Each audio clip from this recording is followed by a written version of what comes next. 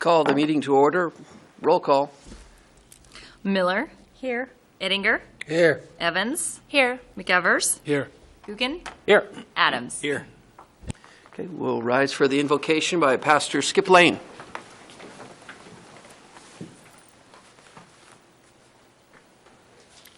We pray. Lord God, we thank you for these who faithfully serve you in the City Council. We thank you for our new mayor, for new and returning council members. We pray for great wisdom for them as they make decisions affecting not only Coeur d'Alene, but the surrounding areas as well. May they really seek you and guidance in all these decisions they make. And we thank you for what you're going to do tonight. We commit this meeting to you in Christ's name. Amen. Amen. Woody, have your lead us in the pledge? I pledge allegiance to the flag of the United States of America and to the republic for which it stands, one nation under God, indivisible, with liberty and justice for all.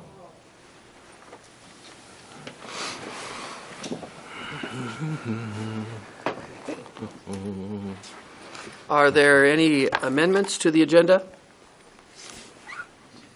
No amendments. No amendments. So now we will go into the presentation phase. We have a presentation from Craig Etherton from the Coeur d'Alene Fire Department. Craig.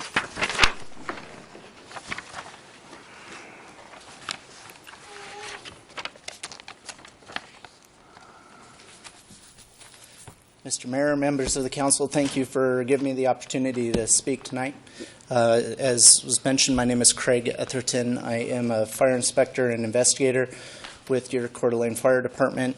I'm also a member, a past president of a member of fire investigators for the state, the Idaho State Chapter of the International Association of Arson Investigators, and it's on behalf of that organization that I'm here tonight. The purpose of our organization is to gather fire investigators, police investigators, insurance investigators who are responsible for determining the origin and cause of fires. As you're aware, sometimes these fires are intentionally set, and in that case, we follow through with a prosecution. So one of the main reasons that our organization exists is to bring people together, make sure that we're all experiencing the newest and latest technology in our field so that we can provide the best service that we can for our departments and for the people that we serve. One of the goals of our organization is to administer a certification level. Our fire department, your fire department, has made a goal of wanting all of our fire investigators to be certified fire investigators through the International Association of Arson Investigators. It's a very arduous journey to obtain that certification. At a very minimum, you need 5 years of on-the-job experience in addition to professional education and training in the field. One of the main classes that can sometimes hold up that process, or one piece of that certification level, is you must have the ability to present your case in a court of law. So if you're unable to obtain or be subpoenaed in court because your cases have gone forward and you've been qualified as an expert witness for a minimum of 2 times, there is an alternate means to achieving that education purpose. And that is a course that's provided by the International Association of Arson Investigators. And it's our responsibility as an Idaho chapter to make sure that we present that training to our members so that they have the opportunity to become certified fire investigators. Well, for a long time there was only one instructor in the entire state of Idaho. So as you can imagine, trying to get that one instructor in the right place at the right time to put on this training was very challenging. So we went probably 15 years without having this course offered in the state of Idaho. During my tenure as the president of our organization, I made it my goal for two reasons. One, it was important for our membership to get the training, but the second one being this was the last class that I was waiting for to be able to submit my application for certified fire investigation. So I had a good personal investment in this opportunity. So I took it on as a challenge to bring in the training, to bring it in here locally. We were able to get 3 instructors certified. The class is limited to 8 students so that you get that full hands-on experience working with the instructors to get the best training you can. This is a big class. I had no idea when I boasted about my ability to make this thing happen. I didn't realize what it was going to take. Between coordinating with the International Association, coordinating with our state organizations, trying to get courtrooms here, attorneys here, people here. For the students, it's about 40 to 60 hours of pre-class homework that we have to do on our own before we ever get here. We have the opportunity to sit in an actual courthouse. We used the old federal building, which is now the Juvenile Justice Building. We used a courthouse there. We sat the students as jurors. We had wonderful attorneys that I was able to get to help us out. And we had an excellent class and a completely invaluable class to our training and our experience level. So because I went through many hurdles and many phone calls to get people to volunteer to help us out with this, I had a judge lined up, and then he called me a month or so before class was ready to start, and he says, "Hey, I got a big trial coming up. I can't do it." I scrambled around, and I was able to get some help close to home, and so we were able to pull off this class. So on behalf of the International Association of Arson Investigators, the Idaho chapter, I would just like to, our chapter gives out an annual award for individuals, organizations who follow, put forth the effort to better our organization. And I submitted the names of our helpers with this class, and at our November meeting, we were given the go-ahead to recognize these people. So on behalf of our chapter, and most definitely me, because I've been waiting for a long time for this class, I'd like to, if I could get Ann Eckhart up here, please. Ms. Eckhart here is one of our city attorneys, and she was gracious enough to help me out with this class. Thank you, Craig. It was Thanks. fun. I enjoyed it. Thanks. It's beautiful. Thanks. I got reached into the old private sector here, and I got us a defense attorney, Mr. Scott Noss, if you could please.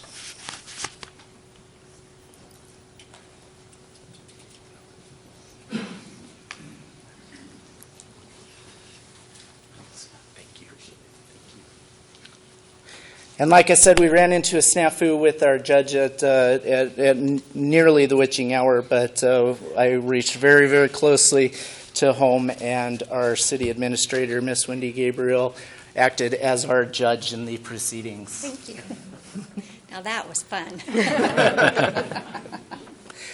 So I can't say enough about these 3 people. They came through, they gave us a spectacular training, an opportunity to sit up in the hot seat and get grilled. The International Association gives us a case. We get pictures and reports, and they get the pictures and reports, and between all of us students of this class, we get to put on a court, and it's quite an experience to be the man up in the little box when you got Scott coming after you to make sure that you did your job right, and without that pressure, without that feeling, I know that we wouldn't be as well prepared as we are today. So I'd just like to thank them, and thank Chief Gabriel for letting us bring this into the city, and members of Mayor and Council for allowing these people to help us out. Thank you.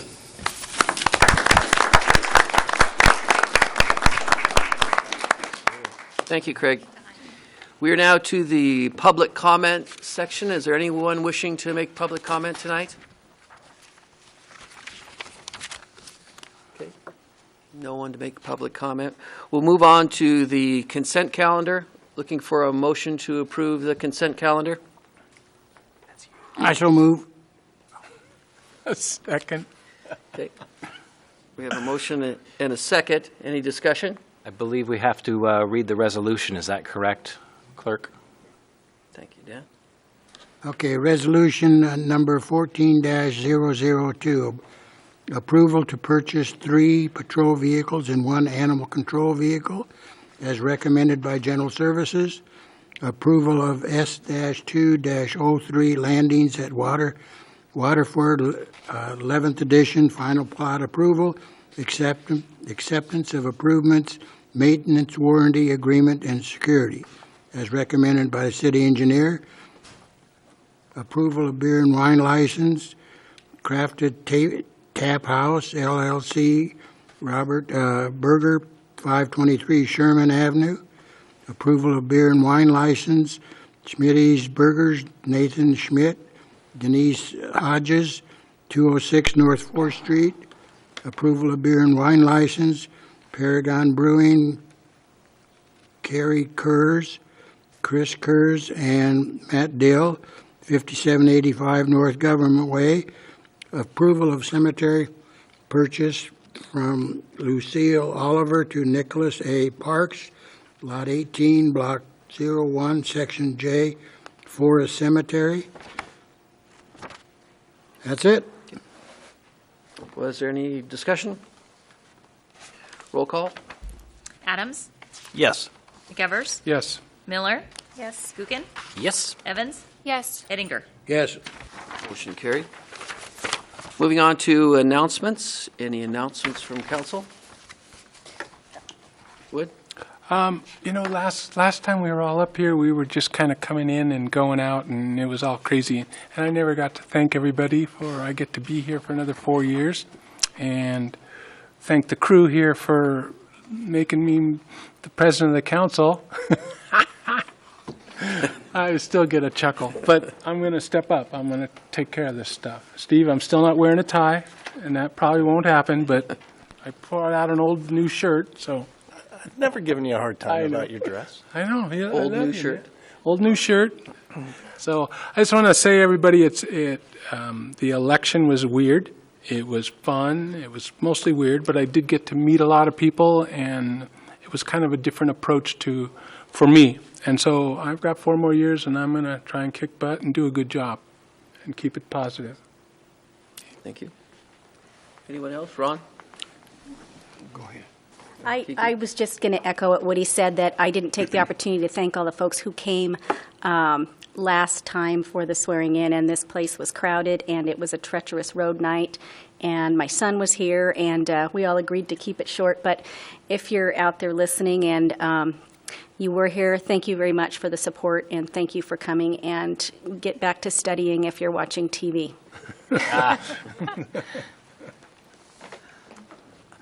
Yes, I'm the liaison to the senior center. I don't know why, but anyhow, at our meeting last week, there's going to be free tax help, AARP tax aid, and it'll be February the 1st to April the 15th, and Lake City Center, 1916 Lakewood Drive, Monday, Wednesday, and Friday, and it's by appointments. Telephone number is 667-4628. And what you need is, it serves low to moderate income taxpayers of any age. You don't have to be a member of AARP to use this service. And what to bring is your Social Security card and those of children, your picture ID, your 2012 income tax return, and all your 2013 income documents, W-2s, 1090s, etc. And like I say, this is be open to the public February the 1st to April the 15th at Lake City Center. Thank you. Thanks, Ron. Anyone else have anything? Okay. We'll move on to committee appointments.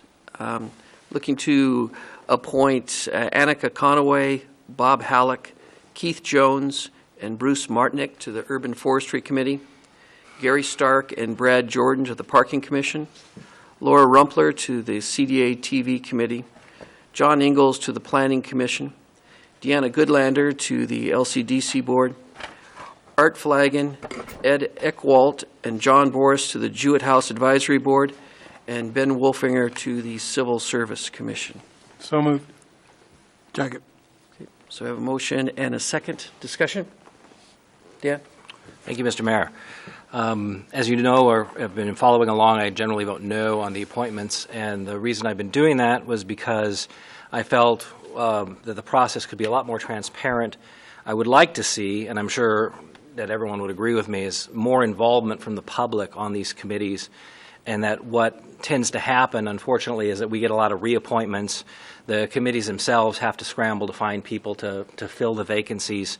And so I am really willing to see what can be done to try to get more members of the public, that's you watching at home, to be on these committees. I do notice that today there was a press release that was sent out. And I don't know, Wendy, were you going to talk about the openings on the committees? And I won't take that away from you.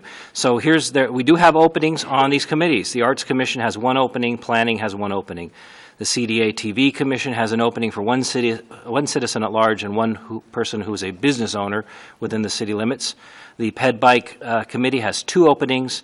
Urban Forestry has one opening, and the Jewett House Advisory Board has one opening. So there are openings on it. I went into to City Hall today and talked to Amy. She's the one that collects the applications, and she actually told me there are no applications, that people are just not applying. So I don't know. I would like to see more, to get more citizens involved and submitting applications, but I wanted to know if there's anything we can do to show people that, if you turn in an application, we are going to be considered to be on these committees. It's not that, I don't want to have the impression that we're all locked up and we have the same people doing this over and over and over again. And I'm afraid that might be the perception that's out there in the public. And I just wanted to know if anyone up here had any ideas or any thoughts on that could assist us to try to get, more activity on these committees. This is not specifically, I don't know, is this a new discussion item? Because this is not specifically on the appointments that are being made tonight. So, but I would like to see, and I'm sure everyone else would, more submissions to these for citizens. I'd like to just ask maybe the city administrator, Wendy, we've got all these names, and there are some that are repeats. Have you ever talked to anybody? I'm not saying that you got to go out and campaign for somebody to get on a board or anything like that, but has anybody ever contacted you and asked what they have to do on any of the boards that are vacancies? I have not personally had anybody contact me and ask me about what do they do on any of these committees. What we could do, though, is ask Keith Erickson to do kind of a media blitz and get the word out there on Facebook and our blog, and maybe a little bit about what these committees and commissions do, because I think maybe part of the problem is that we don't spend a lot of time telling people what they do and how often do they meet and how much time commitment. So if we did a little better job at that, we might get some more applications.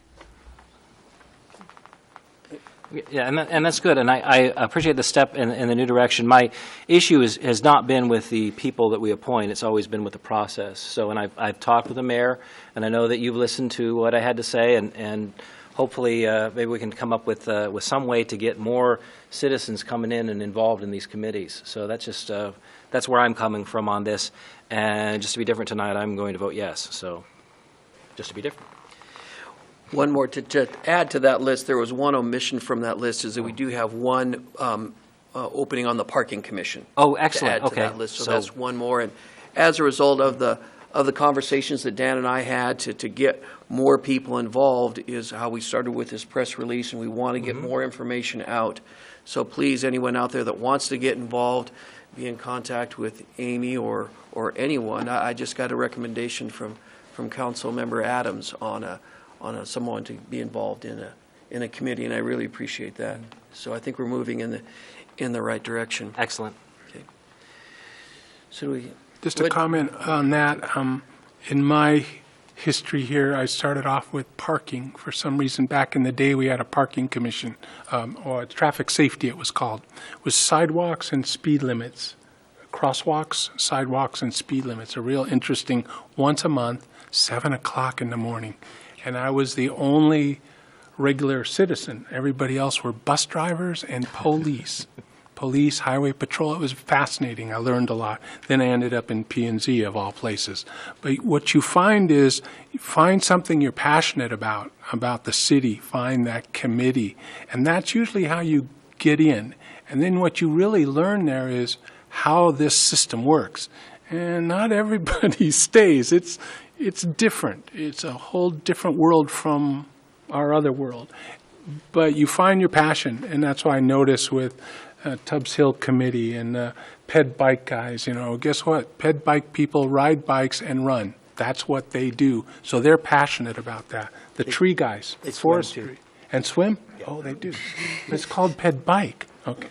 But Might that's have what to expand it. it just kind of goes that way. The forestry guys, guess what? They're tree huggers. They love the trees. Don't mess with them. Protect them if you can. So it is about passion. And that's sort of how you get involved in all this, I think, is find something that you care about. So Mr. Mayor, conservation is, I think, what he would Conservation, be more thank you. politically correct. Tree hugger. I actually went, back and forth on the appointments. I spoke to Mr. Mayor before the meeting, told him that I would probably oppose the package. I'm not opposed to every person on here. I have voted no on the last couple of appointments just because, and not so much of the process, but I did have issues with a couple of the individuals. As I mentioned to Mr. Mayor tonight, it's a lot of the same names, and I know that there are issues with finding people. I guess one suggestion is with our social media outlets that we're utilizing now. I'm thinking that probably might be a good way, at least, to get to a lot of the younger generation. I guess really my only main objection in the list here would be, and it's not personal, would be to Deanna being continued on the LCDC board. I always thought it was a bit of a conflict of an interest to have a council member on the LCDC board as well, and I still perceive it as a conflict there. So, Mr. Mayor, I guess if we could maybe separate out, I'd make a motion to separate out Deanna from the group, and I would just vote to oppose her. I don't think it needs, I think it's just a request. I don't think that has to be a motion. Okay. I don't know. Ron, is that the way we've done it before?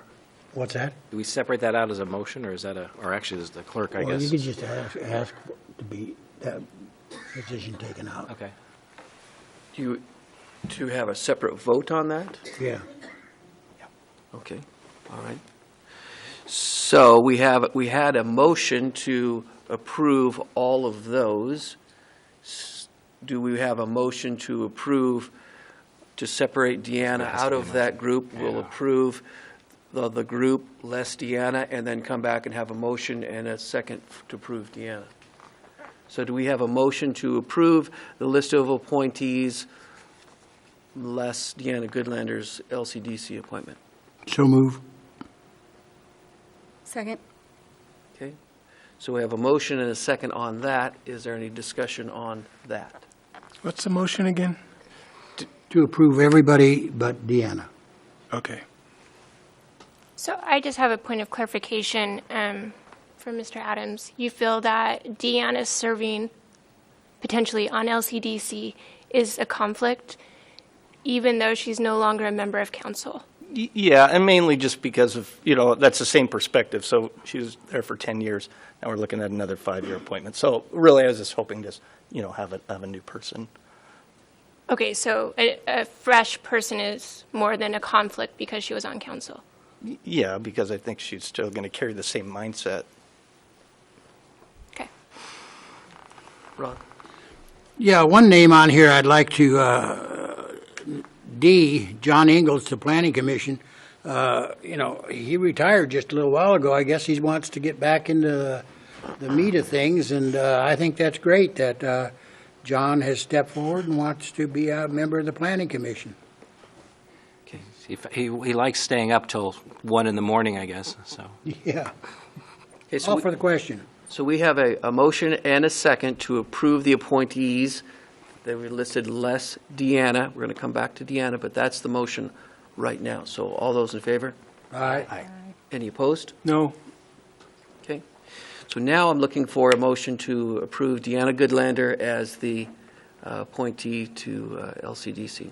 I move to appoint Deanna Goodlander to Lake City Development Corporation. Second?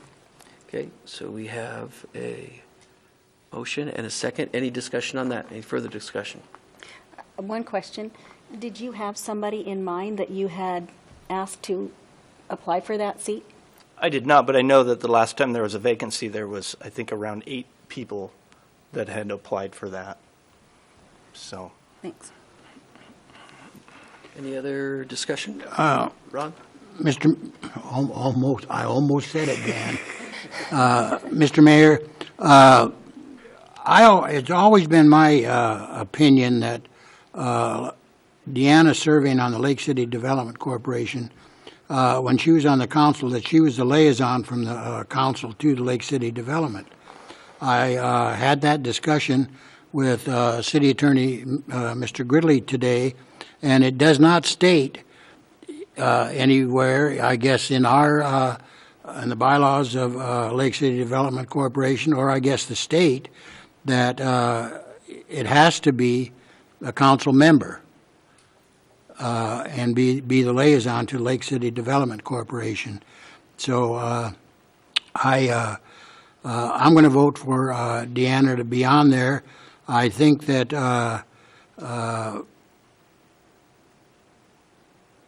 I think she'll do a good job for us. I think she has in the past, although there's been times that I've disagreed with some of her votes, but I've disagreed with some of the LCDC members' votes in the past too, so. Thank you, Ron. Any other discussion, Wood? Mr. Mayor, Michael, when he was speaking about having counsel on LCDC, it never said you had to, but it said you could up to 2, as I recall. Is that correct? I don't think it even says that. So the LCDC board under state law could be composed of the city council. In other words, you could all be on it or not.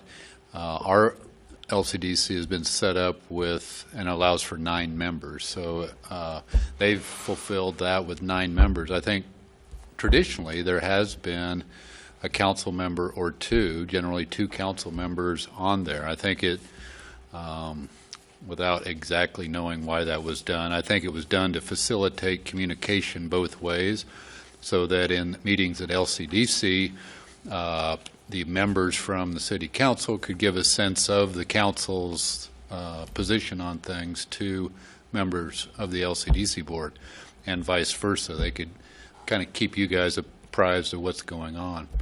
There are other ways, obviously, to communicate back and forth between those boards.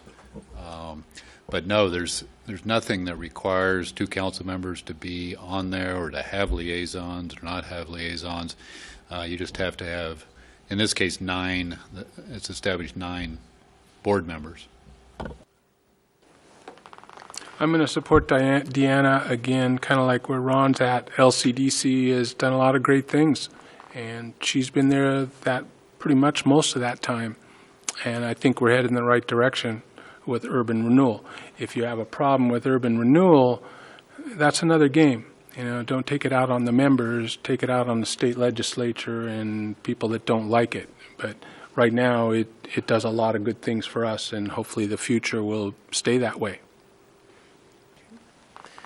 Any other discussion? So we have a motion and a second to approve Deanna Goodlander as an LCDC board member. All those in favor? Aye. Opposed? no. Motion carries. Next, we'll move to Wendy with our administrator's report.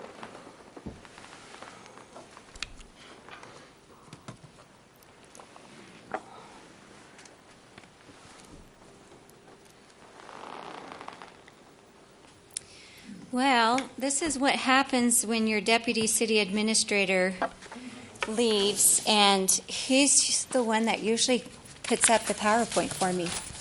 But welcome to the Planning Commission, John. So let's talk about the Four Corners. Armed with input from more than 30 user groups, officials are poised to take the next step. We just recently had a workshop with the Park and Recreation Commission and the stakeholder groups, and just to make sure that the Park and Recreation Commission didn't miss anything after many, many meetings. The Park and Recreation Commission has been facilitating these meetings for some time, and they have summarized what they think they have heard over the months. Now, the Park and Recreation Commission will meet on January 27th. Well, they will look over all of the work and come out of that with a recommendation to the City Council. That recommendation will come to the City Council through General Services Committee. That General Services Committee is February 10th. And then the following council meeting, which is February 18th, is where you will discuss the recommendation from the Park and Recreation Commission. The decision point will be whether to move ahead with hiring a master planner or consultant to master plan the corridor, the Four Corners corridor. And the funding for that planning is going to be picked up by the Lake City Development Corporation. And so that is the status of that. After the Park and Recreation Commission on the 27th, I will bring back more information for you. McEwen Park. Temperatures in the 40s with no imminent threat of rain have allowed construction crews this week to perform work in the downtown park that otherwise would have been held off until later in the spring. We are placing application of the waterproofing sealant on the deck, which is contingent upon warm weather, so some of that has been done. Part of the parking structure is open and has been open just before Thanksgiving, and the crews are working on the steel staircases that are on the Front Street Promenade. Then at the intersections between 3rd and 6th Street will be some subgrade parking structure work. And we are expected to open in May still. And if you have not seen the Coeur d'Alene Press article on Sunday, it was a very good article. Thank you, Jeff. And it outlined much of what has been done in the park, what's left to do, and our timeline, which is still in May.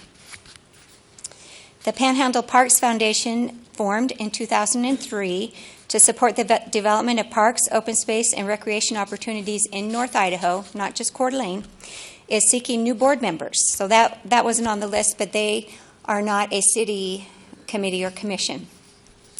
And they are their own foundation. Kim Stearns is the executive director of that foundation. They meet once a month. And if you'd like more information, like to be part of that team, you can contact Kim at panhandleparksfoundation.org. Oh, I wish I had a picture of this one, but it's on our blog too. It's Kate. Kate has been stolen. The Coeur d'Alene police are investigating the theft of the popular and very identifiable piece of art from Riverstone Park. Sometime between Friday night and Saturday morning, parts of the statue, affectionately known as Kate, were stolen. And it's a statue of Kate wearing a hat on a bicycle with a dog on both sides of the bicycle. And actually not just Kate, but Kate and one dog have been stolen. And all that's left is the bike and a dog. And we believe that it was a very sophisticated effort, not a high school prank or anything like that. Sophisticated tools were used. The estimated worth of the art is about $25,000. And however, the unfortunate part is if recycled, it would be worth not very much. So a valuable piece of art for a couple of dollars is missing. If anybody has any information, please contact the police department, 769-2320. And that's all I have. Thank you. Thank you, Wendy. Okay, moving on to other business. Mr. Tymason. Good evening, Mayor and Council. Welcome. It is a new calendar year, and simultaneously with new officers coming in, I am seeking resolution number 14-003 that would put new signers on the city's checking account. The primary new signers would be Mayor Steve Widmeyer and new Council President Woody McEvers. Also as signers on the bank account would be Finance Director Tymason, as well as Vonnie Jensen, Deputy Finance Director. Joe move. Do you have a second? Oh, second? Wait, no, I'll second, because he's on the list. Any discussion? Thanks. So no discussion. Roll call. McEvers, Yes. Miller, Yes. Gookin, Yes. Evans, Yes. Eddinger, Yes. Adams. Yes. Okay. Motion carried. Next, Troy. You're welcome. Thank you. We will get those signatures changed, and you will be part of the signing process now, which actually is a stamp and works pretty effectively. At the same time we're bringing forward the banking changes, Mr. Mayor and council members, we have brought forward resolution number 14-004. Let me give you some background on why this is coming forward at this time. As your finance department, we are always looking to improve and bring quality forward, and at the same time do our best to disclose everything that's going on. You are now newly elected, have a $77,800,000 budget that you are in charge of. Current council members, you helped approve that. What we're attempting to do tonight is to clarify with you, for you, and through you how it is that we move $77 million over a fiscal year. Idaho Code references how it is that we are to do this, although it may not be the most recent language when it comes to business. Idaho Code Section 1007 in the Municipal Corporation, which is Title 50 of Idaho Code, speaks to claims, presentation of claims. I have reached out to other communities that we respect the way in which they do business, and that is where this resolution came forward, 14-004. So, what we're dealing with here are claims against the city shall be approved by the city council prior to the payment of such claims, and the city council shall establish and maintain an adequate and reasonable system of internal accounting controls. That's the sentence that we are dealing with. Now, you meet twice a month, and in the past, the city of Coeur d'Alene has brought you a large number of checks to approve on your second meeting of the month. That's usually around the 20th or later in a month. Well, that's quite a few checks to approve that we're sitting there holding, waiting to go out. If I read this in the most conservative fashion, the city of Coeur d'Alene should not write a check or send anything electronically or pay anyone without your approval. Now, existing council members, you've spent hours and hours and hours putting together this document. Staff probably has 3 times as many hours into this document, which you approve and you labor over and you decide what to do with taxes, and you talk about wastewater treatment plants and water facilities and trucks and loaders and parks and all the things that you do as an elected. So we get your permission here, put this together, and run with this as hard as we can. If I conservatively look at Idaho Code section, you not only get to approve this and determine what taxes are going to do, you then get to approve every check and or electronic transfer that we do. Well, based on a really conservative approach, I would need to have a council meeting at least once a week for you to approve everything. So my intent, in using other communities that have done this, is to share with you that we believe this is a really, really good document. That's why we put all the effort into it. But at the same time, we're going to do our best to pay our vendors in a timely manner. I'm going to do the city's best not to pay any late charges or interest charges so that we don't have any added expenses in doing the business of a $77 million organization. So this resolution speaks to allowing the city to pay the people that work for it and the accompanying benefits. Many of those are electronic transfers into bank accounts. It's also medical insurance, dental insurance, the Percy retirement, and the VEBAs. That happens on a timely basis. The other part that we're seeking is to be able to do what we call a manual check. Those are requests for dollars that have been appropriated by you that come in on a weekly basis. So we get many requests to process vendor-requested receipts and invoices and all the good things that come with that. So once a week, we typically will disperse money. I'm seeking your approval for up to $10,000 for everything that's been approved in this document to be able to write that check to keep the money moving and going to vendors that we owe money to. So that is a overview of the continuous improvement along with all the checks and balances that already exist. This is just another disclosure of the way in which we have been doing business. I will share with you one more step that we will take, which doesn't really impact you, is we will start to bring you more checks on the first council meeting of the month for your approval. Right now, we've been holding them till that second council meeting of the month. We can modify that and lower the number that would occur in that second one, and that will also give us a little bit more of your approval and oversight on all the checks that are written. I would suggest to you that we are doing about 600 checks a month.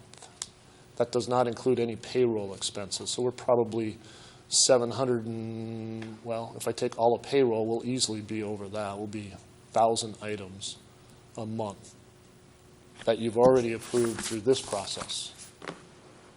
So legal and I have had some fun with this, and we are here to entertain any questions you might have. Anyone have any? Ron? Yeah, so that means you've got 600 checks that you write a month. So that means that the mayor or the council president's going to have to sign 600 checks? They already do. We already have a stamp that takes care of that.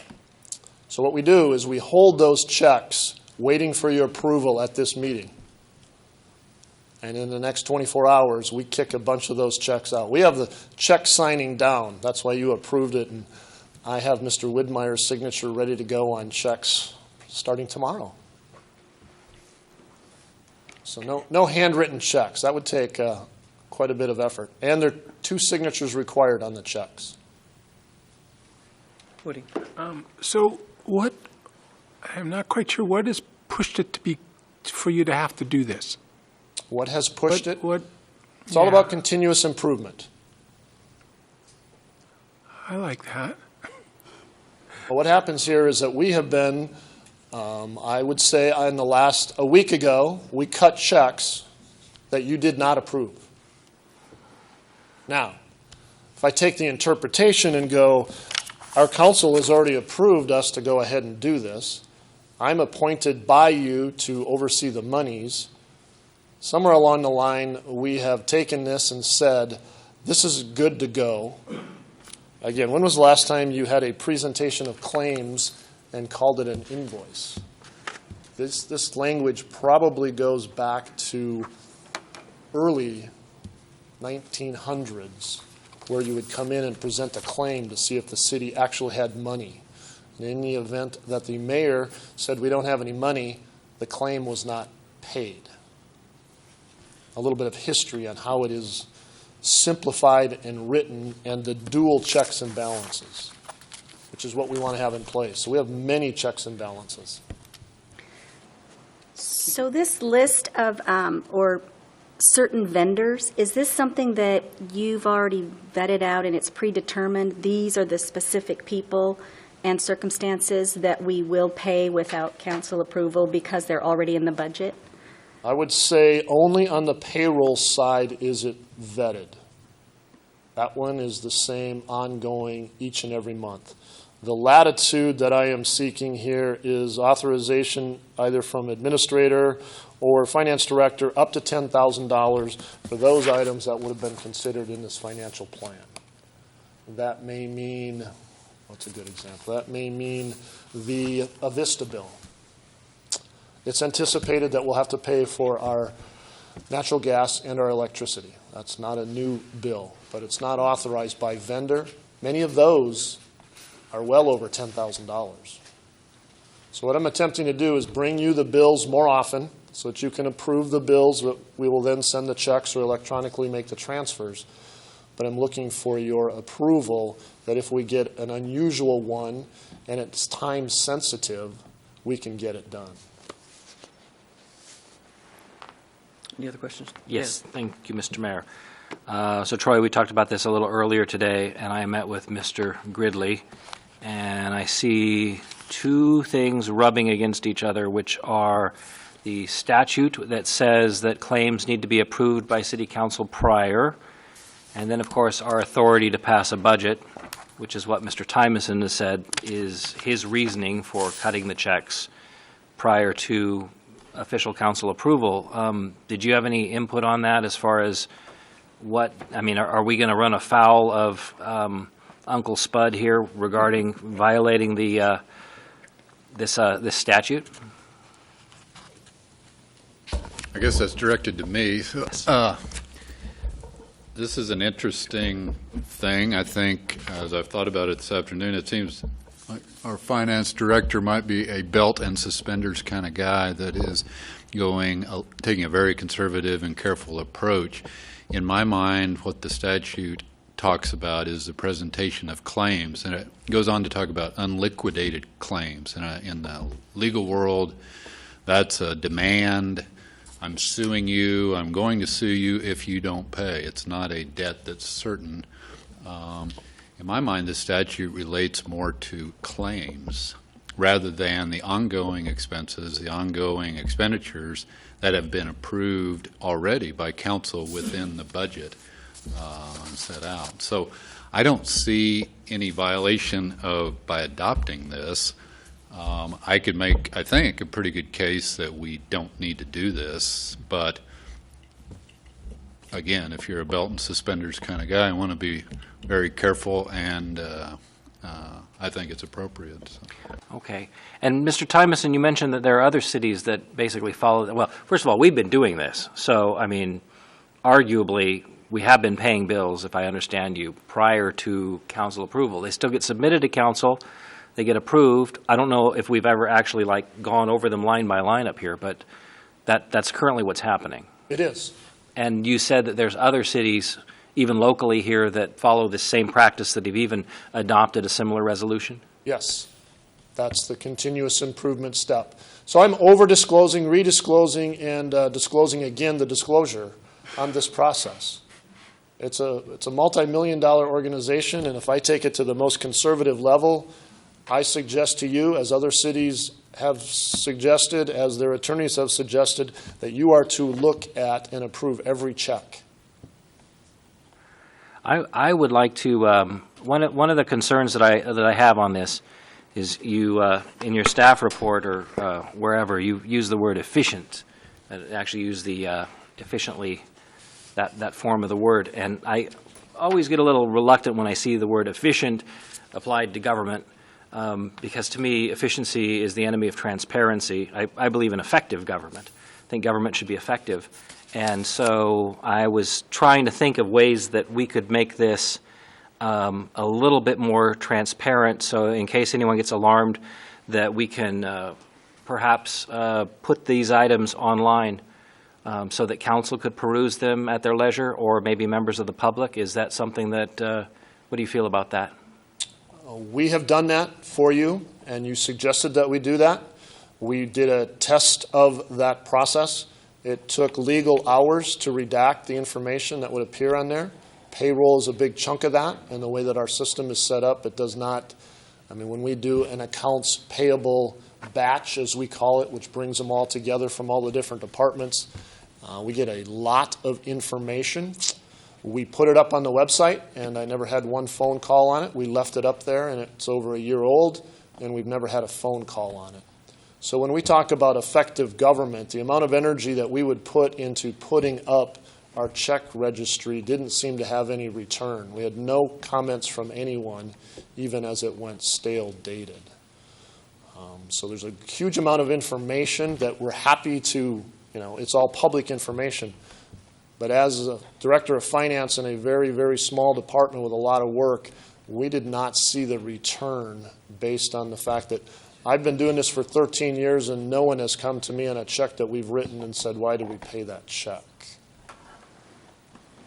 Still admire the openness of having the check register available, and I didn't is do any available. research. So the current check register is available. If you ask me for a check and what it was for, we'll be happy to give you that answer. Okay. And when you pass this to council, like, I mean, we're supposed to be approving this, or actually, didn't we? Was that part of the consent calendar that we approved that? So where is it right now? It's not in the packet, so where could I find it if I wanted to look at it? We provided it to the chairs of the committees.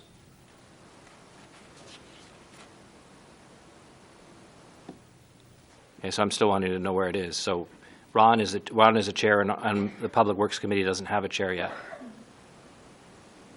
So I just want to know if there's some other way we can make it more available to council.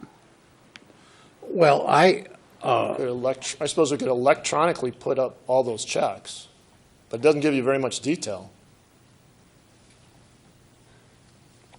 just signed tonight Park and Recreation bills, and I think I did sign Public Works, and what other one was it? General Services. General Services.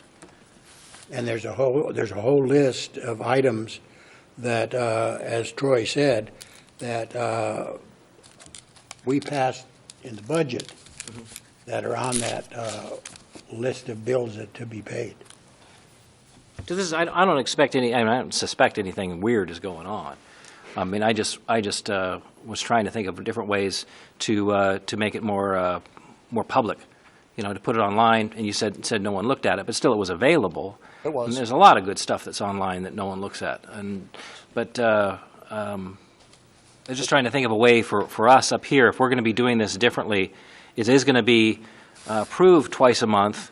So, I mean, it says that the bills submitted will be submitted to the council for ratification at the next regular council meeting. But that's going to be in the same manner. In other words, the committee heads will have them. They'll sign off on them. They'll give them to the clerk. That's been the process, correct? And if a council member or a member of the public wanted to peruse them at that point, they just would have to, public would have to do a public records request. We'll have to go in and camp in the office and look through the bills. And at that, you're saying that's just a register. That's not actually looking at physical checks. We're looking at just a list of who got paid. I've seen it. I've looked it over before, and it's rather dry stuff. I mean, it's a lot of routine things. So, have you run this by our auditor at all to see what they think about it? We're going to have a satisfactory audit the way in which we've been doing business because of what you've heard in the fact that this is the guide. Everything that we come back and a change in this, you have approval. So when our auditors look at reasonableness and consequences to the city, they'll use this as the guide. And then, for instance, when we did the loader lease program and put that on, that's been approved by council. When we took care of the lawsuit, that obviously wasn't in the financial plan. Council approved that. So that's where they look for material and how impactful it is on the city. This is really process and confirming what we've been up to and taking it to the, let's go with the, I don't have suspenders on, but I could, but I do have a belt on, just to share with you that, you know, if I go conservative, which is what you want a finance director to be, I'm seeking your guidance on how we pay these checks that I could read, say, you have to approve all of it. So technically, we're not really changing. You're going to still do things the same way. It's just that you feel more comfortable with this resolution authorizing what's been going on. Is that correct? Correct. Except, well, how does the $10,000 come in? Did that already exist before? So if some bill came in that was over $10K, we do kind of hold that until council approves it for the reasons that Mr. Gridley said regarding claims? I would say in the past, we did not hold anything based on dollar amount. Oh, really? No. So they were cut and then approved afterwards.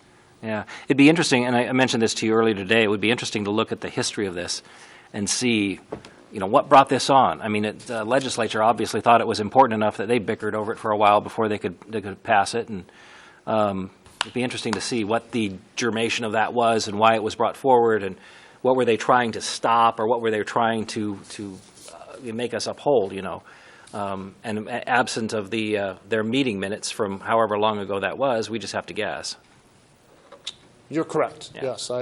I would suggest to you that it was in a time when the financials were done on a ledger. It was done by hand. The total budget was probably less than $100,000, and you were able to get to council members in as timely a manner as we do, and you could look at all those. And that would be the other side, is we can and are working on scanning in the invoices and making that available if you wanted to look at that. It's all out there. We have a complete record of everything. And so good discussion. I'm just bringing to you at this time other ways in which to do business. And again, if I'm over disclosing, I'm pleased to do that. Thank you. Any other questions for Troy? Mr. Mayor, I'd like to move through to approve Resolution 14004. Motion, is there a second? Second. Read the resolution. Oh, we do a discussion. Okay, discussion. Mr. Mayor, actually, I just have one question. Troy, you'd mentioned accrual of interest potentially if you had to wait. Has there, most recent in the last year, or has that been the case? Well, I would suggest that our finance department has worked with vendors where interest has accrued. It's typically on an invoice that wasn't processed as timely as it should have. And as stewards of the dollars from our taxpayers, we don't like to pay that. And we will lean on our vendor to see if we can get that waived. And it's usually, human error. We didn't get it processed. It got lost in the mail. It got chopped up, or whatever might have happened with that particular invoice. So, yes, we have paid some interest, but on a $77 million budget, it's probably less than $500 over the year. Any other discussion? Yeah, I'm still having issues with this simply because in the big picture, not this item, but in the big picture, to me, what it looks like we're doing is we're passing a resolution to override a statute. And I know that Mr. Gridley has said that he doesn't think that's the case, that this is that there's this word claims here. But I just have a reluctance to do it based on that, because that's what I'm going over in my head. And if anyone can help me with that, that'd be great. I'd love to hear more explanation on why this would be, why people would think it would be okay. But otherwise, that's my issue. Is I see the two things fighting against each other, and I just don't want to get in trouble that way. Thanks. Steve. I actually had the same thought, Dan, when I first read this. So I guess maybe to rephrase Dan's question, so we have a statute that says that we have to approve claims. We also have authority by statute to pass resolutions. But do we have authority to pass a resolution to override the statute? Well, I think this gets down to the discussion of history, and there's no definition of claims in this statute or in this chapter. At the beginning of this chapter, there's 50-1002, the annual budget, and that's where it talks about council setting the budget and estimating the money necessary for all purposes, including expenditures, and approving that and proposed expenditures. So you have a statute that recognizes you're going to have expenditures.